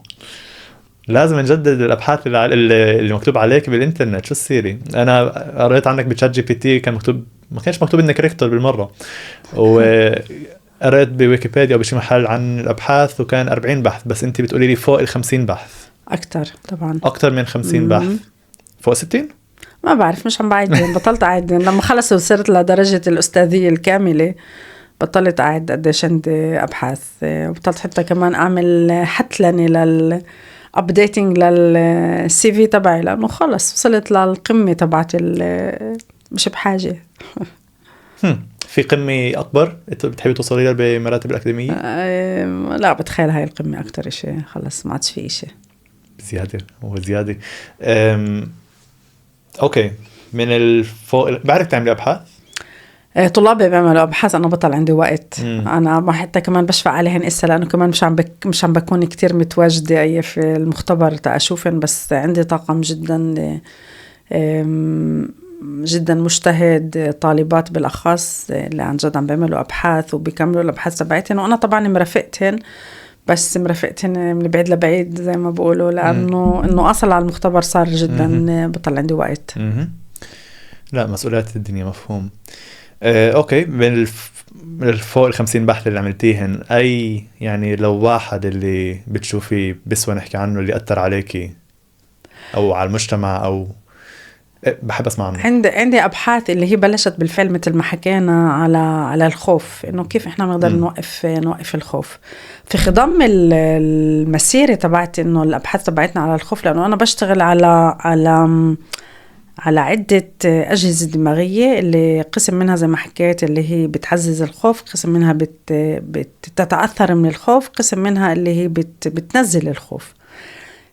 وإحنا نعمل الأبحاث تبعتنا، اكتشفنا إنه في كمان إشي مع شركاء فرنسيين، اكتشفنا إنه في كمان الأكل المدهن جدا ممكن كمان يشتغل على نفس الأجهزة الدماغية اللي بيشتغل عليها الخوف. فإحنا بلشنا سلسلة أبحاث اللي منفرجة إنه كيف الأكل المدهن اللي هي في جيل معين صغير ممكن يأثر على الدماغ تبعنا. والإشي الحلو اللي إحنا فرجيناه المختبر تبعي، طاقم الأبحاث تبعي فرجاه إنه مجرد إنه 7 أيام نعطي للجردون المختبر أكل مدهن، أوكي، يعني تعطى نقول كل يوم أكل اللي هو جدا غير صحي. إحنا لما نقول أكل مدهن يعني أكل غير صحي اللي فيه كتير كربوهيدرات، فيه كتير دهن. ممكن الجردون المختبر بعلاش الوزن تبعه، يعني فيش عنا علامة اللي بتفرجي إنه عم بنصح من ناحية السمنة، فيش عنا سمنة، فيش عنا تغييرات من ناحية الجلوكوز تبع الجلوكوز في الدم أو الإنسولين أو الكوليسترول، اللي كل هاي العلامات بتدل على إنه في إشي عم بتغير في قلب الجسم. ولكن فرجينا إنه الدماغ تبعهن عن جد لا يتصرف بطريقة طبيعية أبدا أبدا. أكل مدهن فيه كتير كربوهيدرات ايش من فترة أمثلة على أي أكل؟ أنا يعني براسي راح الشاورما. شاورما ممكن شاورما، ممكن الأكل اللي هي مثل الأكل السريع جدا الأولاد اليوم بتاكله. بس إنه يعني خلينا نركز على إشي. ليش هذا الإشي اللي قبل البحث جدا جدا مهم؟ لأنه أول إشي بفرجي إنه أول إشي خلينا نعرف إنه الدماغ تبع الجردون الصغير في العمر مثل الدماغ تبع الطفل تبع الإنسان. الدماغ تبعنا بيوقف النمو تبعه في عمر 26 في منطقة دماغية اللي هي المنطقة الدماغية الأمامية اللي هي القشرة ما قبل الأمامية، بتخلص التطور تبعها والنمو تبعها في عمر 26. يعني في عنا أجهزة دماغية اللي بتكون في عمر 12 في عمر 13 وال14 وال18 بعدها عم تتطور. يعني أي مسبب بيجي من خارج، يعني اللي احنا بنسميها environmental stimulus، يعني أي إشي اللي بيجي من البيئة مثل أكل مدهن، أكل غير صحي، الأكل السريع أو ستريس، حكينا على الخوف، ممكن يأثر على التطور تبعت الدماغ. علشان هيك احنا اللي فرجيناه بطريقة جدا جدا علمية انه 7 أيام من الأكل المدهن، بتاعتنا نقول الجانك فود اللي بنسميه جانك فود، الكل بيعرف شو الجانك فود، بديش أعدد الأسماء شو الجانك فود. السريع تمام. الأكل السريع ممكن يأثر على الدماغ. أنا بنحكي على طبعا على أبحاث مخبرية في المختبر، على جرادين المختبر. 7 أيام من الأكل السريع، أوكي طبعا عنا الفورمولا المناسبة اللي هي ممكن عن جد تعمل دمار في قلب الدماغ، اللي هذا حتى إذا بنرجع على دايت اللي هي أكل اللي هو صحي، بس هاي لجيل معين منمحاش التأثير السلبي على الدماغ. يعني 7 أيام ممكن يعملوا تأثيرات جدا جدا سلبية على الدماغ ويأثروا على التصرفات وعلى الذاكرة تبعت جردون المختبر. طبعا احنا بنعمل الابحاث على الجرادين لانها تساوي وتشابه الاشياء اللي بتصير في الانسان. وهون بقول انه الاهل لازم يديروا بالهم يشوفوا كيف شو الاولاد بوكلوا، لانه اليوم اذا بنطلع على الاولاد مش بس احنا بنطلع على الاولاد، حتى مثلا ناخذ دول اوروبيه مثل فرنسا. لما انا كنت في فرنسا ما كانش في حدا يعاني من السمنه، واليوم اذا بتروح على فرنسا بتشوف كمان الاولاد والكبار كلهم يعانون من السمنه. ليش؟ لانه الاكل السريع هو اكل جاهز، هو اكل اللي دايما المتوفر، وطبعا هو أكل اللي هو رخيص أو زاكي، طبعا زاكي، ولكن أكل كمان اللي هو رخيص. فاليوم إذا في عن جد في صعوبات مادية إنه توفير أكل اللي هو عن جد صحي، فالأكل السريع هو أكل اللي هو مشبع، ولكن ممكن يؤثر جدا جدا سلب على الدماغ، بالأخص على الدماغ المتطور. يعني إحنا كبالغين ممكن نأكله ما يأثرش علينا، بيأثر علينا بس عن طريق السمنة، إنه بننصح إنه التغييرات اللي بتصير في الكوليسترول بيعلى عنا الكوليسترول، بيعلى عنا الجلوكوز، بصير عنا سكري. ولكن إذا بناخد الأطفال ممكن أجهزة دماغية عن جد تنصاب ويصير في تأثيرات جدا جدا سلبية على التطور تبعهم. قلتي لأي جيل؟ في الجرادين لقبل البلوغ الجنسي، يعني قبل 35 يوم، اللي هن تعطى نقول اللي يعادل اليوم 13-14 سنة عند البني آدمين. بس مثل ما حكيت إنه في عنا أجهزة دماغية بضل التطور تبعها لحديت عمر 26. هاي الأجهزة الدماغية مسؤولة عن الذاكرة، مسؤولة عن التعاطف، مسؤولة عن الغيرة، مسؤولة عن التخطيط المستقبلي. فإحنا على أساس إنه ندير بالنا على حالنا وندير بالنا على أولادنا، لازم يكون في بالفعل يكون غذاء اللي هو متزن وصحي. بس هذا للي صاروا مرقين 25 بيقول إنه بطل يأثر عليهن على الدماغ، بأثرش عليهن على الدماغ، بس طبعا بزيد مشاكل الذاكرة، لأنه الأكل الغير صحي ولكن التأثير تبعه باخد وقت. طبعا بتأثر على الذاكرة. واحدة من الأجهزة الدماغية اللي تتأثر من الأكل المدهن اللي تتأثر من الأكل المدهن هي المنطقة الدماغية اللي اسمها الهيبوكامبوس. الهيبوكامبوس هو المسؤول عن الذاكرة تبعتنا. الهيبوكامبوس هو أول منطقة دماغية اللي تصاب في مرض الخرف.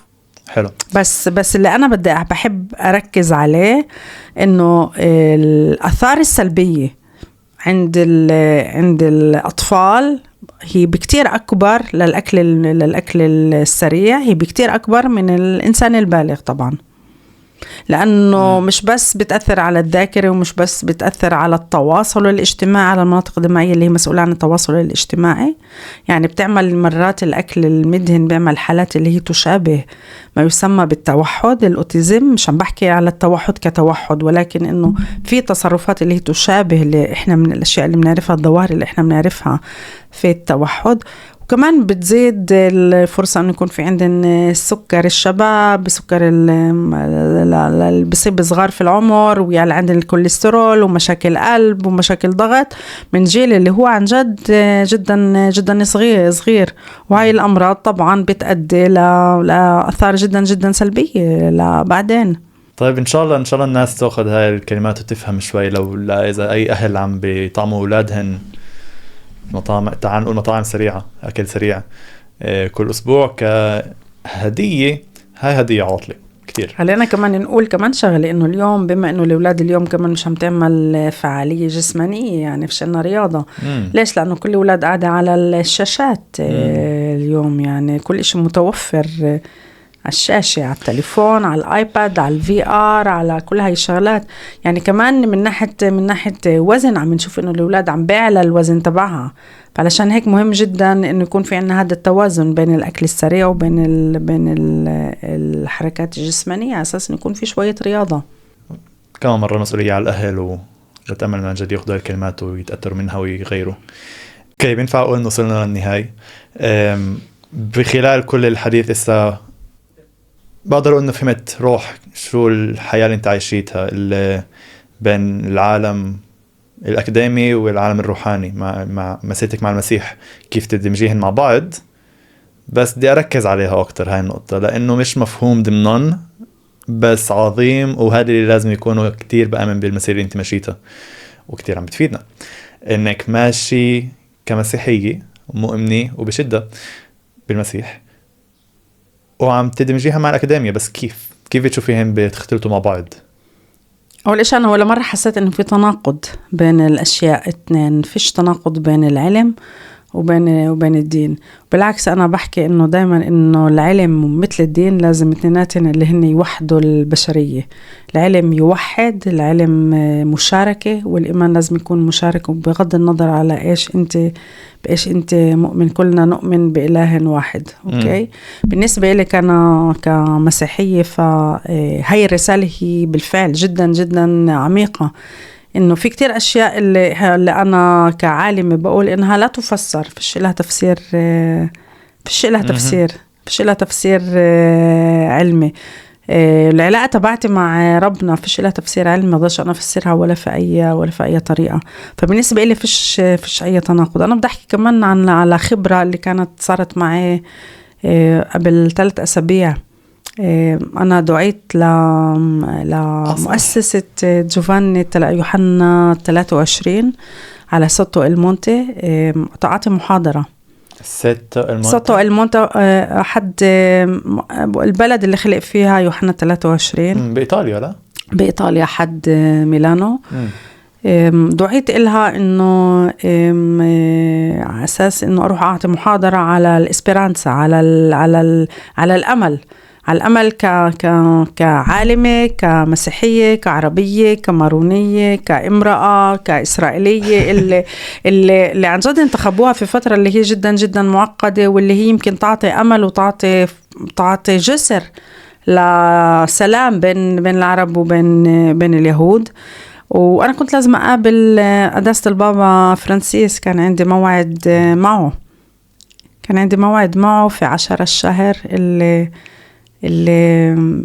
نظموا سفير مشكور طبعا، سفير الفاتيكان في إسرائيل، مقابلة شخصية اللي هي التغت أسبوع قبل اللقاء. هذا الاشي خلاني أول إشي طبعا في حسرة جدا كبيرة إنه ما لحقتش أشوفه يعني ولا ألتقي معاه. بس أعطاني مش زخم لمسيرتي كمان، إنه بدي أحكي بشكل جدا جدا واضح. لما رجعت من السفرة قعدت مع أهلي، قلت لهم إنه أنا مش قادرة أستوعب الأشياء اللي عم بتصير معي، إنه حدا يشرح لي. هالبنت اللي هي خالقاني من بيت جدا بسيط ولكن جدا جدا مؤمن، هاللي فيش عندها من ناحية إنه عايشة في إسرائيل، وعايشة كما عربية، وعايشة كمسيحية، وعايشة كمارونية، وعايشة كامرأة، وأقلية في قلب أقلية في قلب أقلية في قلب أقلية، لا غنية، لا بريليانت، مش هالقد ذكية. كيف وصلت لهون؟ كيف وصلت إنه واحدة مثلي بدها تلتقي مع البابا فرانسيس؟ هاي أولا. وثانيا اللي صار معي، الخبرة اللي صارت معي في سوتو المونتي، طبعا كرموني أحسن تكريم وأحلى تكريم. وأنا عيدت عيد الشعنيني لأنه كانت طيارتي في الليل بدوومو تبعت ميلانو، وأنا أحضر القداس اللي كان في مركز يوحنا 23، قداس عيد الشعنيني. وعظة المونسنيور المطران تبع الرعية تبع الأبرشية هناك بتكون عني. الوعظة تبعته كانت عني. واو. كانت عني لأنه كنت عاملة محاضرة عندي كانت عني. وفي الآخر بيعملوا مسيرة بيروحوا فيها لتمثال يوحنا 23 وبيقدموا عني صلاة عني، بقدموا ضمة ورد. واو. عني أنا بحضرها وأنا قاعدة بميلانو وبتكون دموعي نازلة. أكيد. بحكي على البروفيسور المقدمة باقة الزهور أو الزهور على نية بروفيسورة منى مارون، وبتنحكى وراي بتنعطى وراي أجمل ترتيل اللي أنا بحبها، وأنا بكون بدون أي علم بالصدفة عم بحضر القداس بلايف. ما يمكن في حياتي ممكن أتخيل. بقول أنا دايما من يوم ما أنا رجعت بقول وصلت للذروة تبعت شو بستاهل وشو بستحق، لأنه عن جد لا أستحق ولا أستاهل، عن جد لا أستحق. وحاشا لي أن أفتخر، دايما بحكي حاشا لي أن أفتخر إلا بصليب ربي يعني. بس هذا الشعور إنه ولا يمكن يكون أجمل من هيك، ولا يمكن يكون أجمل من هيك، وعن جد لا أستحقه.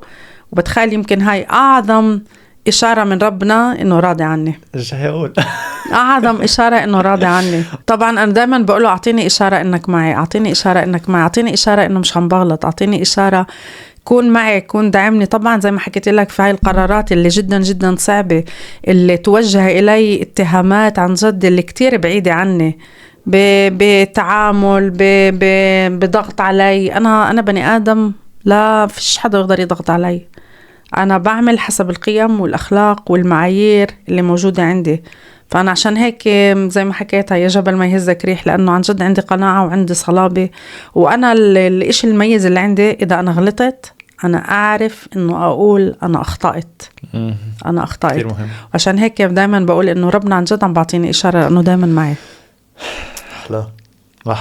محلى إنه إنك موجودة وإنك عم تعملي كل اللي عم تعملي، كل الطريق اللي مشيتها، وعم بتطلعي صوتك على الموضوع، مش بالخفي. عملتيها كلها بالخفي بس لسه صوتك عم بيطلع. صح. إن شاء الله يوصل للناس اللي عن جد جاهزة إنها تسمع، مش ناس اللي مسكرة دينها وما بدها تسمع. أنا مرات بقول إنه إحنا كتير مرات كمجتمع لا بدنا نسمع، لا بدنا نحكي، ولا بدنا نشوف. واحدة من الميزات تبعيت أو من الوظائف تبعين القشرة اللي أنا ما قبل الدماغية اللي أنا بشتغل عليها، هي قصة إنك تعرف تكون محل حدا، وتعرف شو ممكن هذا الحدا، وأي إشي ممكن الواحد شو التحديات اللي بيواجهها، وشو الوضع اللي هو موجود فيه، وكيف بتصرف. عشان هيك إحنا يمكن عشان هيك ولا مرة لازم نحكم على غيرنا، لأنه لازم نشوف إنه شو ممكن يكون في غيرنا عم بمرق. فأنا دائما بقول إنه أنا لا أحكم على غيري، بحاول إنه لا أحكم على غيري، وإذا أحكم على غيري بقول أخطأت بالحكم على غيري. وإن شاء الله إنه أنا كمان ما حدا يحكم علي بدون ما يعرف إنه أنا وين موجودة وشو موجودة وشو التحديات اللي أنا موجودة فيها. أمين. بدي أقول بس شغلة واحدة في الآخر، يعني عن جد أقول يعني يمكن بما إنه إحنا في فترة القيام المجيدة، فبحب أقول إنه دائما بحب مش اللي هي المسيح قام حقا قام ونحن شهود على ذلك. المسيح قام. يمكن هاي أعظم سر وأعظم عقيدة وأعظم حقيقة موجودة في كنيستنا وفي إيماننا المسيحي. فإذا لم تكن لم نؤمن بالقيامة فإن إيماننا باطلا. فهاي أكبر حقيقة موجودة، وأنا بكل فخر واعتزاز بقول إلك وبقول لكل حدا عم بيسمعنا، عن جد المسيح قام حقا قام. وإن شاء الله تكون قيامة إلنا وقيامة لمجتمعنا، قيامة لكنيستنا دايما، لأن كنيستنا المحلية، لأنه إحنا عن جد بحاجة لشبيبة تصلي. أنا بدي تحكي عن كنيسة مار شربل شوي. كنيسة مار شربل كمان هي أعجوبة. لا. أعجوبة لأنه كيف تعمرت كنيسة مار شربل. أنا ذكريات الطفولة تبعتي بين رمل كنيسة مار شربل، بين الرمل وبين الحجار، وبين إنه أبوي وعمومتي الله يرحمهن والله يطول في عمر أبوي وكل العائلة هالعائلة الصغيرة اللي هي تبني الكنيسة حجر ورا حجر ورا حجر، وسميت كنيسة عالي، سميت بكنيسة مار شربل. هالرعية الصغيرة اللي هي كانت 60 شخص يمكن، هاي رعية مار شربل. اليوم هي 100 وشوي، مش هالقد. لا تخف أيها القطيع الصغير. وإحنا عن جد رعية جدا جدا صغيرة، ولكن رعيتنا دائما كانت مفتوحة للجميع. العائلة اللي هي الرعية هي اللي بتنظف، هي اللي بتفتح، هي اللي بتستضيف، هي اللي بتأمن كل، طبعا مع الكهنة الموجودين، بتأمن كل احتياجات الكنيسة. انبنت هاي الكنيسة من فلس الأرملة، واليوم الكنيسة بيجي عليها حجاج لأنه اسم مار شربل مش بس في بلادنا ومش بس في لبنان ومش بس في الشرق، ولكن في كل العالم هو حكيم السماء أو طبيب السماء. وبيجوا عليها، انت شوف كنت في القداس في 22 شهر، بيجوا عليها 400 و500 و600 و700 شخص، اوكي، من خارج، من كل الجليل، من كل بلاد. احنا بلشناها 5 أشخاص. واو. 22 قداس 22 بلشناها 5 أشخاص، أنا وشربل مارون خادم الحركة المريمية وأختي وبنت عمي. هيك بلشنا نعمل المسبحة. قلت له لشربل تزامنا مع 22 في لبنان، تعتا نعمل في عناية، تعتا نعمل كمان إحنا 22، بما إنه إحنا كمان رعية مار شربل، مزار مار شربل. فبلشنا 5 أشخاص نعمل المسبحة. اليوم كل 22 شهر بشاركنا مش بس لفيف من الكهنة، ولكن مئات الأشخاص اللي بيجوا يصلوا. يمكن أكبر خبرة وأحلى خبرة كانت وقت الحرب، وقت إنه كانت الصواريخ على المنطقة تبعتنا، على البلاد تبعتنا، وكنا في قداس 22 وكانت التليفونات كلها ترن وتاي تقول إنه في عنا السفارات الإنذار والصواريخ. وتكمل القداس، وكان بالفعل كمية الناس اللي كانت متواجدة وإجت بالرغم من المخاطر الطريق وبالرغم من الصواريخ. فهذا بدل قديش في قوة لمار شربل إنه عن جد يجذب هاي الناس. ويمكن بشفاعة مار شربل وبشفاعة كل القديسين وبشفاعة الحكمة اللي ربنا أعطاها للعالم، إنه يمكن إنه إسا عايشين في وضع سلام بيننا وبين، يمكن استقرار بيننا وبين لبنان. وإن شاء الله نطلب إنه السلام بيننا وبين غزة تخلي الأولاد في إسرائيل وفي غزة وفي لبنان وفي سوريا عن جد تكبر لمستقبل عن جد بالفعل أفضل. طوبى لعاملي السلام، هاي تاني مقابلة بحكيها. وإيش غير الله لا يعطينا السلام؟ هي من أجلكم، من أجل الصلوات تبعونكم. عم بحكيها الشغلة كمان لأنه لسه من بعد وفاة البابا فرانسيس إجا قبل كم يوم أبونا مجدي هشولو حكى على هاي الشغلة، حكى عن إنه إحنا مسؤوليتنا حية، إنه عايشة، إنه مسؤولية حقيقية إنه نصلي. صح. من أمان بيتنا، من غرفتنا، من تختنا، من وين ما كان، بس نصلي. وهاد بيساعد بقوة. وإذا كل ما كترنا بنساعد إنه مفيش حاجة بارود وسلاح وسكين، إحنا بنصلي للسلام مش للحرب. صح. وهذا اللي انت عملته. وأنا كمان بدي أقول زيادة على اللي قاله أبونا مجدي. بدي أقول كمان إنه البابا فرانسيس اختار اسم فرانسيس الأسيزي، وصلاة فرانسيس صحيح. الأسيزي، القديس فرانسيس الأسيزي، يا رب استعملني لسلامك. فيا رب استعملني لسلامك. واو. يعني يا رب استعملني للسلام تبعك، انه انا امجدك، وانه انا اسعى للسلام تبعك. فاحنا مش بس انه مش شرط انه نكون احنا نحمل البواريد والاسلحه والهيك، ولكن احنا نحس حالنا انه احنا اداه لتعزيز السلام ولفعل السلام بيننا وبيننا. كل واحد ببلش من السلام الداخلي تبعه اللي بيقدر ينقله لغيره. صحيح. في كمان إيش لازم نحكي عنه؟ لا، شرب الجوعان. شرب الجوعان في عنده بطيخ. على فكرة بالنسبة لشرب المارون، هو المفروض أبصر إذا حدا راح يسبقه، بس المفروض يكون بالمقابلة الجاي راح تكون ديبيت، راح تكون نقاش بينه وبين كمان شخص، وراح تكون نقاش على الإيمان والإلحاد. الإيمان والإلحاد تعال نقول. خليني أحكي كلمة عن شرب المارون. يمكن هون يعني شرب المارون أنا شاهدت فيه جدا مجروحة، لأنه بعرف ولا شرب ابن عمي، بيتنا قريب على، بس شرب القائد، شرب يا ريت يكون عنا، وإن شاء الله يكون عنا 3-4 مثل شربل، مش بس عنا في الرعية. أكيد أنا بتمناها على نطاق الكنيسة المحلية هون، لأنه شربل اللي عم بيعمله مع الشبيبة واللي عم بيعمله مع ولا يمكن جدا هون بيبرز دور العلماني في الكنيسة. مش شرط انك تكون كاهن، ومش شرط انك تكون راهب، ومش شرط انك تكون حبيس وقاعد في المحبس تبعتك تصلي، ولكن شربل طلع للشبيبة وعم بيجذب الشبيبة.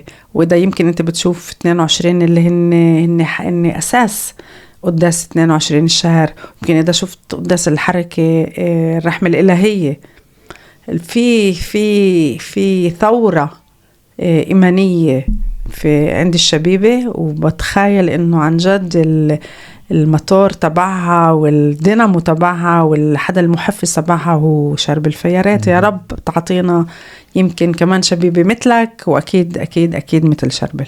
شكرا. وإن شاء الله. وبس للتوضيح، شربل هو مدير الحركة المريمية هون بالبلاد. صح. الحركة المريمية من أوروبا، بس هو مؤسسها الحركة المريمية طبعا. حلو. عم بشكي بالتليفون شكله كنت أقول له يجي، بس هو رح يجي المقابلة الجاي، وفي عنده كتير شو يحكي وكتير شو يضيف، ورح تكون مقابلة شيقة أو نقاش شيق. على فكرة أنا كمان في إيطاليا فرجيت قداس 22 الشهر، سلطته فيديو، لأنه واحدة من التساؤلات تبعتي للكهنة الموجودين هناك كانت إنه ليش كنايسكو فاضي؟ ليش الكنايس في إيطاليا فاضي من الشبيبة أكبرها كبار في العمر؟ وفرجيتهم إنه كيف قداس 22 الشهر إنه الشباب ملان شبيبة والأداديس هنا والكنايس تبعتنا عم بتكون ملاني صارت شبيبة. مش دايما بس في عنا رجوع للكنيسة من قبل الشبيبة. فدعيتهم كمان إنهم يجوا يتشوفوا ويتعلموا، دعيتهم إنه ياخدوا شربل كمان، خلي شربل يفرجيهن كيف ممكن عن جد نجمع نجيب هاي الشبيبة. لأنه هاي قصة إنه إحنا نستنى إنه الشباب تيجي على الكنيسة وتفوت على كنايسنا وتعمل جماعة مسيحية. لا، هاي مش راح تشتغل هيك. بلا ما نطلع ونجيبها مثل المسيح، يعني قال اتركوا 99 وارجعوا روحوا دوروا على الخروف الضال. وكنايس اليوم أوروبا بالفعل صح في رجوع للشبيبة، ولكن لازم تعمل عن جد شغل كتير كتير، أو يمكن تتعلم من عنا. أكيد تتعلم من عنا إنه كيف ممكن نرجع الشبيبة على الهاي، لأنه في كمان مش بس الكهنة اللي عم بيرجعوا الشبيبة وعم بيكونوا مثال لترجيع الشبيبة. أنا كمان في الفورم المسيحي في الأراضي المقدسة وعضو فعالي، على أساس إنه كمان نعمل هالتواصل وهالربط بين الكهنة وبين الكنائس وبين الشبيبة، نرجع شبيبة على قلب الكنيسة. فهي عمل مش بس للكهنة، ولكن هي عمل أيضا للعلمانيين، وإلا عن جد أرض المسيح رح تكون فاضية من المسيحية. وبس مش بتخيلش هالشيء إسا رح يصير، لأنه من اللي أنا شايف أنا من اللي رجعوا تعال نقول لفترة ما كنتش مع المسيح، وإسا تعال نقول هاي السنة قبل سنة رجعت وعم بشوف وقلبي بيفرفح.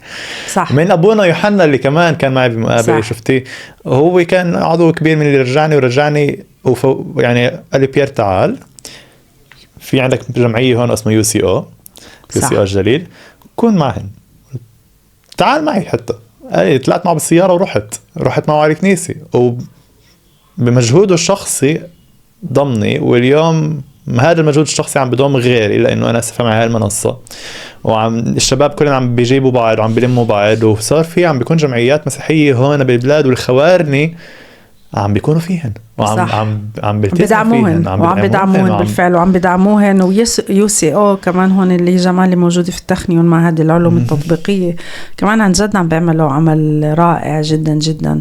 وهون كمان بفرج إذا حكينا على التناقض بين العلم وبين الإيمان، كمان هن أكتر ناس اللي هن تبعون العلم. صح. لا يوجد أي تناقض، وهي يمكن الإشي اللي لازم إحنا نشرحه للشباب، إنه فيش تناقض بين العلم وبين الدين، فيش تناقض بين الحياة اللي هي أكتر اللي هي مودرن اليوم، وكمان وبين الدين. ممكن أنت توفق كل هاي الأمور بتعليم الكنيسة وبخدمة الكنيسة، وإنك تكون ابن كنيسة. مزبوط. حتى مرة سمعتها إنه الدين بيجاوب على، أو تعال نقول العلم بيجاوب على كيف الأشياء بتشتغل، الدين بيجاوب على ليش الأشياء هيك. بيجاوبش، يعني تعال نقول بيجاوبك على إذا ضربت هذا الشخص سكينة شو رح يصير؟ الدين بيقول لك ليش ما تضربش هذا الشخص سكينة؟ صح. بتناقضوش، بس بالعكس بيشتغلوا مع بعض. صح. وأكيد نتعلم من غير كتير أخطر. بروفيسور منى مروان، تشرفت بوجودك معي هون بالاستوديو لنعمل هالمقابلة، وإن شاء الله عن جد الخراف هذا يوصل للشبيبي اللي مثلي، اللي أصغر مني، اللي أكبر مني، الأهل، لبروفيسورية تاني، لكل حدا ملحد وكل حدا مسيحي، ويتشجعوا لياخدوا خطوات اللي تقدم مجتمعنا ليكون أحسن وأكبر. صح. وسليم أكتر. صح. وإحنا خلينا نكون خميرة هالمجتمع اللي عن جد هاي الخميرة الطيبة اللي هي عن جد تأثر على كل المجتمع، سواء كان مجتمع اللي هو مش بس من الدين تبعنا، لأنه أكيد إحنا عايشين في مجتمع اللي هو أكبر بكتير من المجتمع المسيحي. فخلينا نكون هالخمير الصالحة، وكل واحد منا اللي ربنا أعطاه هاي الوزنات يعرف يستثمرها لخدمة المجتمع، مش بس المجتمع المسيحي تبعه، ولكن المجتمع العربي والمجتمع اللي إحنا عايشين فيه بشكل عام. آمين. آمين. خلصنا؟ خلصنا. يلا يا فكرة شربل يلا.